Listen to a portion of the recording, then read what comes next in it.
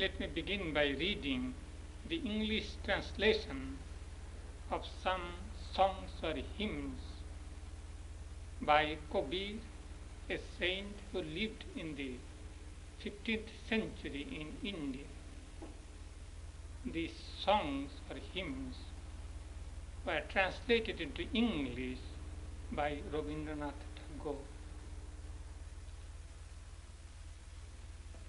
O servant, where dost thou seek me? Lo, I am beside thee. I am neither in temples nor in mosques. I am neither in Kaaba, sacred place of the Mohammedans, nor in Kailash, place of pilgrimage of the Hindus. Neither am I in rites and ceremonies, nor in yoga and renunciation. If thou art a true seeker, thou shalt at once see me. Thou shalt meet me in a moment of time. Kabir says, O sadhu or holy man, God is the breath of all breath. Another song. It is needless to ask of a saint the caste to which he belongs. For the priest, the warrior, the tradesman, and all the 36 castes alike are seeking for God. It is but folly to ask what the caste of a saint may be. The barber has sought God, the washerwoman and the carpenter. Even Ruidas was a seeker after God. Ruidas was a cobbler. The Rishi Swapata was a tanner by caste. Hindus and Muslims alike have achieved that end where remains no mark of any distinction. Let me read another. The moon shines in my body, but my blind eyes cannot see it. The moon within me, the moon is within me, and so is the sun. The unstruck drum of eternity is sounded within me, but my deaf ears cannot hear it. So long as man clamors for the eye and the mind, his works are as naught. When all love of the eye and the mind is dead, then the work of the Lord is done. For work has no other aim than the getting of this spiritual knowledge. When that comes, then work is put away. The flower blooms for the fruit. When the fruit comes, the flower withers. The musk is in the deer, but it seeks it not within itself. It wanders in quest of only grass.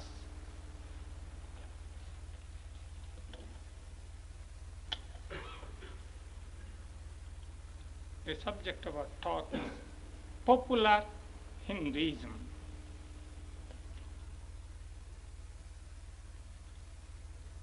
To an outsider who goes to India, or one who wants to study Hinduism from a distance, Hinduism is a puzzle, is a bewilderment. What will one see when one goes to India with a view to studying Hinduism? He will see a lot of temples. People are crowding them. He will see on the banks of the Ganges, thousands of persons are there on occasion specially, taking their baths. many customs which they do not understand. And people are going in large numbers to sacred places of pilgrimage. And there are innumerable castes. People associate castes with religion. And Hinduism is not one system of faith as it were. It's a parliament of so many religions, so to speak. And one who goes there, who has not the proper background or the sympathetic understanding, he will take a lot of photographs and come back and say, this is Hinduism. Some persons living in India for a long time come back as an authority to speak on Hinduism. If a Hindu will read this book or glance through this book, he will find he or she has not known anything about Hinduism. Some years back in America, in the house of a friend of ours, I saw a book written by a Christian missionary lady. She says she had been in India for 30 years. When I glanced through the books, horrible things. She had lived in India for 30 years, but she had not lived in India. She had lived in her proud isolation, living amongst her own people and going about to the Hindu area with a condescending attitude and so on. You cannot understand the religion, you cannot understand the people that way. But I do admit there is a great difficulty in understanding Hinduism from outside. I asked the writer of a book who wrote about different religions, Truth is One, the editor of that book. I asked him, why is it that when you write about Hinduism, you will always make mistakes? Do you find any intrinsic difficulty? He says, yes. It is such a complex thing. It becomes very difficult to understand. Hinduism, as I said, has so many sects, if you call them sects. It is a conglomeration of different faiths, as it were. But one great credit of Hinduism is, behind all these sects, all these systems of spiritual practice, that would be the correct word, not sect, different systems of spiritual practice. Behind all these things, there is one common tie. They all go back to the original source, Vedanta or the Upanishads. There is the common source. You see, when there is common source, the radii, all the radii of a circle meet at a common point. Therefore, the radii belong to a circle. In the same way, it is interesting, all these systems, however different it seems, have all their common source, and therefore they are tied in common bond. Not only Hinduism can tie different systems of spiritual practice, Hinduism can assimilate different religions. Buddhism was a rebel child of Hinduism, but Buddhism was quite assimilated. In India, lately there are few Buddhists, but afterwards Buddhism has been revived. Buddhism was completely assimilated. Buddha was one of the incarnations. In the same way, Sikhism, just a little different from Hinduism, it started, but it almost has no separate existence, as it were, excepting in political life. Has a great power of assimilation. It is said Christianity started as a rebel child of Judaism, but Christianity and Judaism are so apart. But Buddhism started as a rebel child of Hinduism, but Buddhism was completely assimilated. It is said in India that one need not wonder, one would not be surprised if at some distant time Christianity is assimilated, Christ becomes one avatar and finds a niche, finds a corner, or finds a place in the Hindu temple. Because we find there are so many similarities between the teachings of Christ.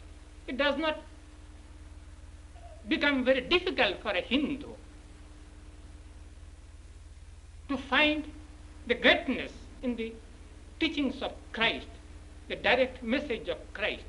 Of course, there is trouble, there is difficulty understanding those who go to Christianity with elaborate and dogmatic theology.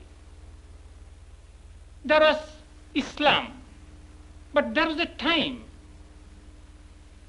Hinduism and Islam found or were finding some connecting bridge.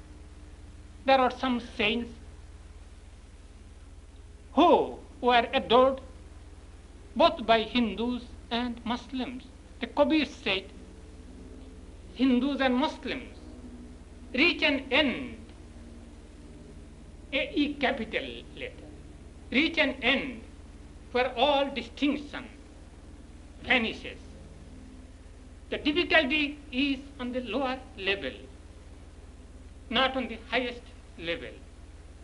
That is one of the characteristics of Hinduism. And it is said the criterion of culture is that you can see the good points in others.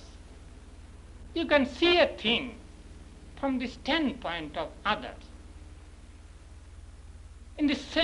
So a man of culture can be at home with all people because he can see the goodness in all. In the same way with religion, I believe, religion who looks at different religions from the standpoint of the highest realization finds the differences are only at the lower level, not at the highest end. Therefore, a religion can be so much broad-minded that it can embrace all faiths. The Upanishad in the Vedas, earliest Vedas, there was this maxim, truth is one, men call it by various names. That idea is being repeated again and again in the spiritual experiences of saints and in the message of the sages and religious leaders. So that is the clue why you find so many systems of spiritual practice, so many faiths. The root cause is there. Each man is so different from another. Religion should give the greatest amount of freedom to pursue one's own religious things, aptitude, religious outlook. Each one of us is different from another. In the same way, each outlook is different from the outlook of another. That is the main and a great characteristic of Hinduism. This idea has come from the Vedas, but this idea is prevalent even in popular Hinduism, even amongst the common people. When you hear Vedanta, read Vedanta, which is the source literature of even popular Hinduism, you find it is a highly metaphysical system of faith or philosophy. Talks of ultimate Brahman, ultimate reality, where even God, personal God, has no place, as it were. It talks of a state where existence was not, where of a state which existed before this world came into being. And it talks of meditation, not so much of ritualism, not so much even of prayer, to come to a state when you are to find the truth within yourself. Because when you know what you are, at once you know what the universe is, and at once you know what is the nature of the ultimate reality. When we are to concentrate our mind, we should concentrate on something pointed. We should concentrate on one point. And the best place, the best point is within the heart of each individual. Meditate on your heart and let the truth be revealed there. If you are to know yourself, you should turn your thoughts inward within yourself. Find out what you really are. And when you have the realization, at a flash you will know what the universe is. You open your eyes and find the same ultimate reality everywhere. That is the highly metaphysical, rational, intellectual religion. But it was not dry intellectualism. It seems to be dry, seems to be highly metaphysical, but as soon as you get the realization, you find yourself full of bliss. The ultimate reality, they say, is full of love. Essence of love is the ultimate reality. More than that, essence of bliss. Ultimate reality is light, knowledge, love, and bliss. It seems dry when you are struggling for it. When you get it, you find that it is full of bliss. It is the very essence, quintessence of love and bliss. So one who has realized the ultimate reality is full of bliss and radiates bliss. But it is true that highly metaphysical or rational path of religion is not for all. What about the ordinary man in the street? This system arose out of the state when there were large numbers of rituals and sacrificial rites and so on. Out of that arose this highly philosophical system of faith. But one ordinary person cannot live constantly on such a high plane. So religious system degenerates. There was a time after the Upanishadic age when there are a lot of sacrifices and rituals, animal sacrifices, and so on. There came Buddhism, the rebel child. It is another Upanishadic movement, as it were. Buddhism was highly philosophical, so much so that it is the despair of common man, and Buddhists in the later age, even 100 years, not more than 100 years after the passing of Buddha, began to worship Buddha as an incarnation. Buddha did not talk of God. His followers made God out of him. And there were elaborate temples and so on. Temple worship began from the time of Buddhism. That is interesting thing. Temple worship was not the original thing of Hinduism. There comes a decadence in every life. There comes a decadence in every religion. There was decadent state of Buddhism, and Hinduism revived. Real Hinduism revived from the time of Shankaracharya in the 8th century. When there is a decadence in religion, there is necessity for living religion, and circumstances force a saint to grow, and so Shankaracharya was born. It is strange, he lived only for 32 years, but his contribution to the revival of Hinduism was great, infinitely great. One should say the modern Hinduism begins from the days of Shankaracharya. But Shankaracharya was also highly philosophical and metaphysical, because he had to combat the philosophical system of Buddhistic faith. In the decadent stages of Buddhism, or by that time, Buddhism became highly philosophical. Buddhist leaders would talk in so much philosophical way. And Shankar was the answer. And he talked of monism. He talked of absolute. The ultimate reality is the absolute.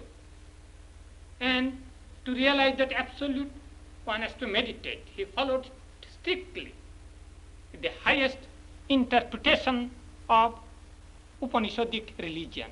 He also talked of meditation and so on. Shankar was a philosopher, he was a saint, he was a poet, he was a practical man, practical saint. At that time, he worked from one end of India to another when the communication was so difficult. And he went to the farthest corner of the Himalayas. It is said he built a temple there. He built 4 monasteries in 4 corners of India, as it 4 walls to guard the religious faiths of India. One was on the Himalayan region, one was on the west coast facing the Arabian Sea, one was in the southernmost part of India, another was in eastern part of India. 4 important monasteries he built. He left 10 disciples who are philosophically and spiritually very great, and they spread his message. But in Shankaracharya, we find another phase which does not come to the notice of persons who read only his commentaries, another phase of his life. It is said one day Shankaracharya was coming from a bath or anything. He was coming to his place, and on the street he saw a person belonging to lower caste, pariah, and with 4 dogs obstructing his way, as it were. Shankaracharya sharply said, "Why don't you make way for me?" And then the pariah said, "Is it not Brahman everywhere? Then why do you grudge my being here?" And Shankaracharya found out that how inconsistent he was in his spiritual realization and his practical day-to-day work. And it was brought home to him that Brahman is everywhere, even in a pariah. And it is said when Shankaracharya came to this conclusion, this truth flashed in him of his mistake, at once that pariah vanished. He could see that it was the ultimate reality, the creator of the universe, taught him that lesson. Whatever value you may put to this legend, it indicates that he found ultimate reality is not only an absolute. Ultimate reality is the creator. He is also a personal God. And Benares is the place holy to Shiva, a God who is considered the symbol of the ultimate reality. This was one experience. Another experience was, I think these are legends just to indicate the real truth behind it, his experiences, spiritual experience. He was going about the street. He found one lady who had just become widow, with the dead body of her husband on the road, in the middle of the road, and she was sitting there. There also Shankaracharya said, "Just make room for me." And the lady said, how can I make room for you? It's a dead body. Dead body has no life. A dead body cannot move. And she said, "Don't you think there's only absolute existence and all these things are material? There is no life in these things?" Shankaracharya thought that he forgot. But when the ultimate reality or absolute creates this universe, that divine power comes from the ultimate reality. That divine power is the source of this creation. That divine power is called as the Divine Mother. At a flash, Shankaracharya understood that.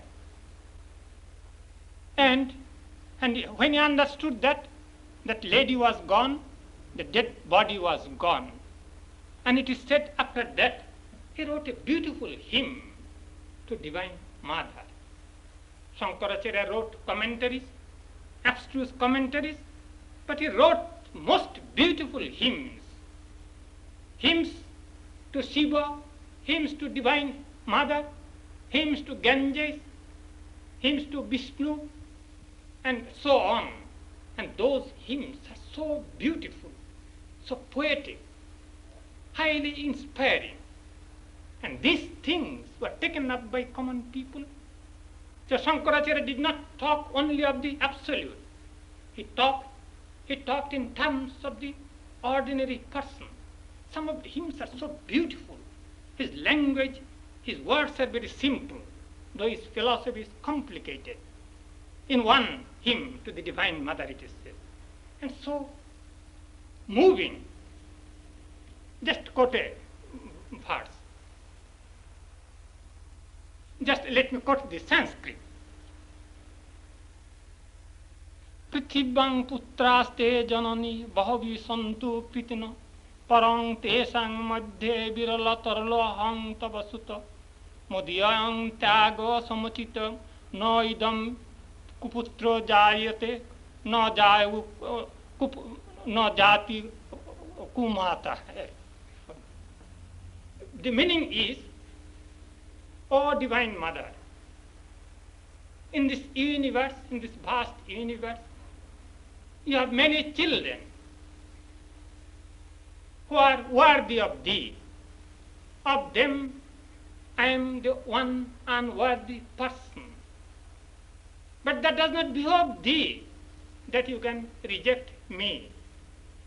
Because children may be unworthy, but not the mother.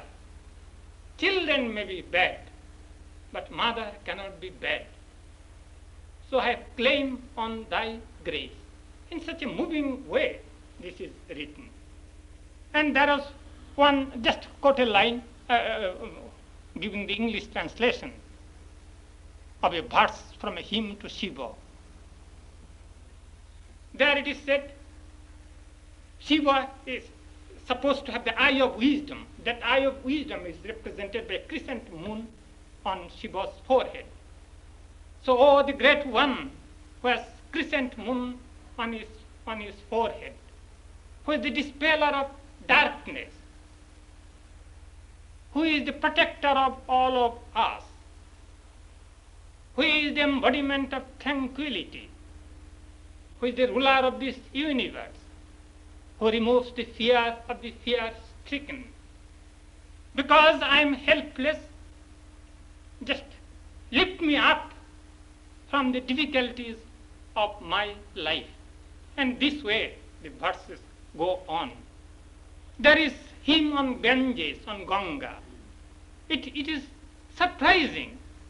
A man of such a highly philosophical outlook would write hymn to Ganges.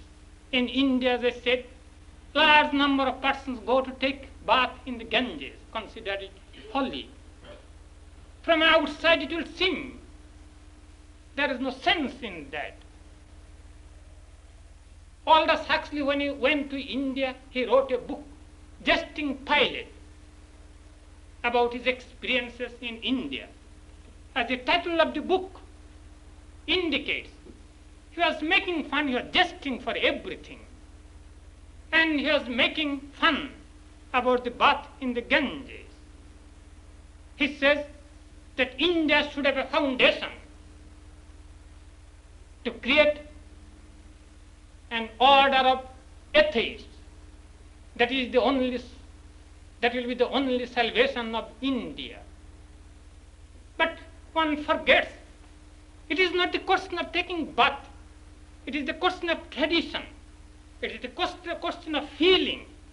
If this bath awakens in you great and genuine devout feeling, and if one gets benefit out of that, it shows only your ignorance, incapacity to understand that thing. Even a person like Shankaracharya, was the outstanding character, outstanding character and outstanding philosophical acumen. For centuries, he was writing such hymns to the Ganges. Is there no meaning behind it? In any case, these are the things which have contributed to the makeup of modern Hinduism.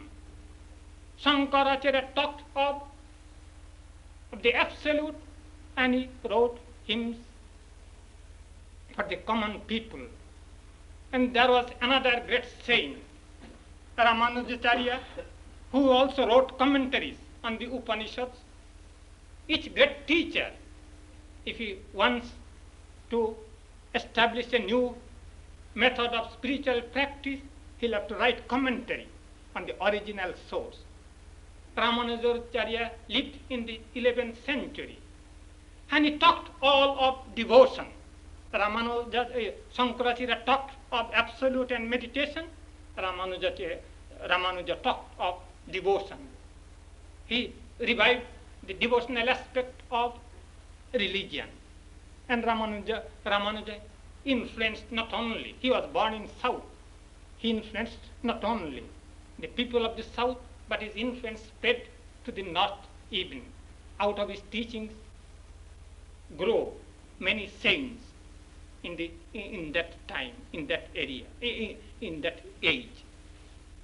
And there was Chaitanya in the East, in Bengal. Chaitanya was a great scholar. He was such a great scholar in his early age. It is said he wrote a book on Indian logic, the modern logic, very highly abstruse subject. It is said one day he was going by a boat, and there was another scholar. Chaitanya said that he has written a book on Indian logic. That scholar felt so frustrated. He thought if Chaitanya's book is out, his own book will have no place.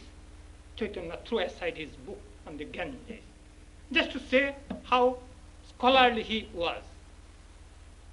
He was a great saint, but he made religion much more simplified. He said, take the name of the Lord, that will be enough for you. In one of his hymns he said, chant the name of the Lord and his glory unceasingly, so that the mirror of your heart may be wiped clean and quenched that mighty forest fire, worldly thoughts that are rising furiously within you. Be humbler than a blade of grass. Be forbearing and patient like a tree. Take no honor for thyself. Give honor to all, and chant the name of the Lord unceasingly. He was doing that thing. He would be chanting the name of the Lord or singing the name of the Lord. People would flock around him, and in that way he would give a push to the religious life of people. And it singing that way, he traveled from Bengal to the farthest corner of the south. He went to Benares in the middle of India, in the central part of India. And he went to Vrindavan and so on. He made religion much more easy for the common person. But it was not a lifeless religion. At his time it was virile. He converted Muslims. There was a saint who was a convert from Islam. And he did work against great opposition. That was a Mohammedan rule, and the Mohammedan ruler opposed him, persecuted him. But he was so forgiving. It is said there was a miscreant when they were singing, when Chaitanya and his followers were singing, that miscreant was a wicked man, pelted stones at them, and one of them was bleeding. But even then, Chaitanya did not react. He was simply chanting the name of the Lord, and that wicked man was converted. He converted hundreds of people that way. And he made no distinction between the high and the low. His religion, his message reached the common people. Though himself was scholarly, though some of his followers are highly scholarly, wrote abstruse philosophical books, but his religion reached the common people. That is the background of popular Hinduism as you find today. And what do we find? The reaction of all these forces. Innumerable temples. So people going for a bath in the holy Ganges. There is religious festivals, gorgeous religious festivals. And in the temples, people would be reading scriptures. In the place of pilgrimage, there will be many persons reading scriptures. I was very much struck by one sight. I was going to a place of pilgrimage in Kedarnath, which is supposed to have been built up by Shankaracharya, and Badrinaran, where it is said Shankaracharya wrote his one of the most important commentaries there. On the way one afternoon, I stopped at a place. It was cold. I went out just to see. And I found a person on the big compound of a temple sitting and reading books. And the pilgrims, after that tired journey, it was in the evening, the pilgrims sat around him. I looked at that sight, such a holy sight. He was reading with so much devotion. And the people were listening with so much devotion. It is not what you see in the temple. It is what you find exactly in the temple. The look of devotion, the feeling of spiritual intensity. If you have eyes, you will see. Let them hear. Those who have the capacity to hear, let them see. Those who have the capacity to see. Depends on capacity to see. Such a beautiful, sublime scene, I say, in the place, in the interior of the Himalayas, where people are mostly illiterate.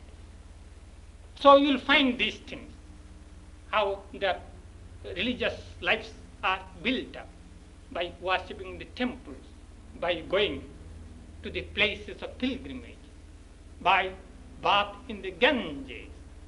It awakens the religious, the spiritual energy of people because of the holy tradition and through religious discourses given by holy persons and by wandering monks. Nowadays, and I don't think without any good reason, sometimes it is, even in India it is said, there are so many monks wandering, a burden on society. I do believe some of them are, but there is meaning behind it. Swamiji said, Swami Vivekananda said, don't you think it is a great service a monk gives to you, who goes about and shows you the ideal for which man should live? He talks of spiritual things. Itself is a great education. When a holy man, or sometimes they are beggars also, ordinary beggars. But even when they go, they will utter the name of the Lord, and they are given food or something like that. Swami Vivekananda once said against the criticism of monastic life in India, there are so many monks and so on. So they themselves, however unworthy they might be, some of them, but they represent certain ideal. Try to protect that ideal. So all these things have contributed to a great religious feeling in India. As I am speaking these things, don't think I say that everything is perfect in religious life of India. It cannot be. Religion is not a large institution. In any institution there will be the highest, there will be the lowest. But the value of an institution is indicated by the highest stature, by the highest height. A member has risen to. In India also same thing. I find the religious feeling is so pervading. But usually you find very caricature of religion, as it were. People talking high things, following contrary things in actions and so on. It is but natural. One must be sensible. But the most important thing is the is the religious feeling. But what is the undercurrent of the religious feeling? The undercurrent of the religious feeling is the same truth which can be traced to Upanishad. There it was said that life is in vain when one dies without realizing the truth, without realizing God. That is the undercurrent of all religious feelings in India. Yes, they might be doing ordinary temple worship, ordinary rituals, which seem to meaningless to us, to people who boast of their culture and education. But underlying thing is, life is in vain if you have not realized God. That spirit pervades behind these behind these forms of worship.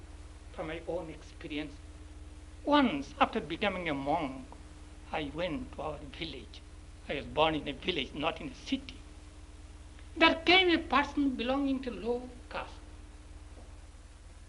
He came to me. He has not much education, no education. I don't think he could write his name. But he has a religious feeling. And he asked me how one could realize God, some such thing.